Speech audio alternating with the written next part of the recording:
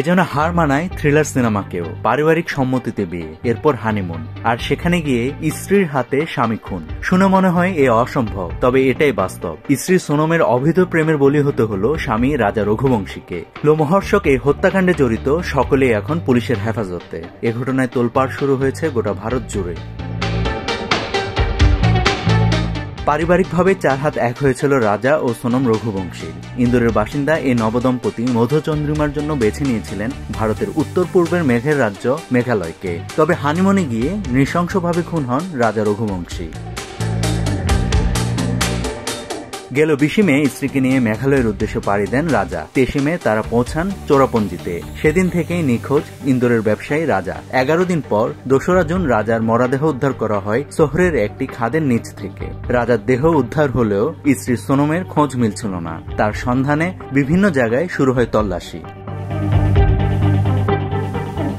17 দিন পর রাজার মৃত্যু রহস্য সম্পূর্ণ ভিন্ন দিকে মোড় নেয়। রাজাকে খুনের দায় স্বীকার করে উত্তরপ্রদেশের পুলিশের কাছে আত্মসমর্পণ করেন সোনম। তাতে একে একে বের হয়ে আসে চাঞ্চল্যকর সব তথ্য। পুরনো প্রেমিক রাজ কুশওয়াহার সহায়তায় সোনম এত বড় কাণ্ড ঘটিয়েছিলেন। 3 ভাড়াটে খুনিকেও নিয়োগ দিয়েছিলেন এই প্রেমিক যুগল। পুলিশের দুর্ধর্ষ অভিযানে আটক হয় সোনমের প্রেমিক রাজ কুশওয়াহা। আটক করা হয় হত্যার সাথে জড়িত আরো 3 ভাড়াটিয়া খুনিকেও। স্বামী রাজা রঘুবংশীকে খুন করার পরিকল্পনা সোনম নিজে করেছিলেন বলে জানিয়েছেন মেঘালয় পুলিশের একজন কর্মকর্তা। এজন্য ভাড়াটে খুনিদের 20 লাখ রুপি দেওয়ার প্রস্তাবও দেন তিনি। স্বামীকে খুন করার সময় তার ওয়ালেট থেকে প্রাথমিকভাবে 15,000 রুপি নিয়ে সোনম খুনিদের দিয়েছিলেন।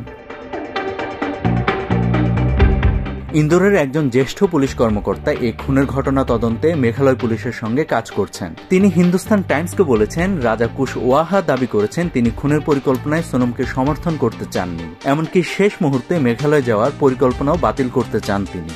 রাজা কুশওয়াহা আরও দাবি করেন তিনি অন্য 3 জনকেও যেতে নিষেধ করেছিলেন, কিন্তু সোনম টিকিট কেটে ফেলার পরে মেঘালয়ে ঘুরতে যান তারা। এমনকি শেষ মুহূর্তেও ওই 3 জন হত্যাকাণ্ড ঘটাতে অস্বীকৃতি জানিয়েছিলেন, কিন্তু সোনমের পীড়াপিড়িতে তারা রাজি হন। নাভিদ হাসান, সোনালী নিউজ।